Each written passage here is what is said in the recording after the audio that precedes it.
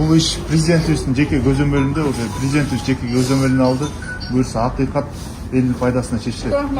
Социалдык тармактарда туура эмес маалымат чыгып кетип, мэрия снос кылып атат үйдү дегендей жайылып кетиптир да.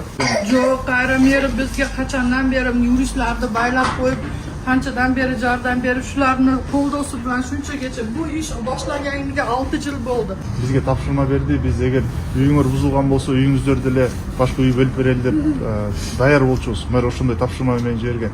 Эгер үй бузулуп кеткен болсо, үй бөлүп беребиз. Үй карагыла деп жанан келсек, чатыры бузулган экен, ошо өзүңүздөр чатырын эле калыбына келтирип берди деп атасыздар. Бүгүн кечке чейин буюрса бүтүрүп беребиз крышасын жагы. Снос иштери токтоду. Снос болбойт, тынч уктай берсеңиздер болот. Электричество, свет, суу кошулган, баарысы кошулган. Сарсын болуңуздар. Буюрса мэрибизде эртеңдерден өзү келип, ала калган суракны өтөт эми. Биз барбыз, буюрса артыңыздарда биз турабыз. Илабыңыздар, мэрия жардам берет сиздерге. Ооба.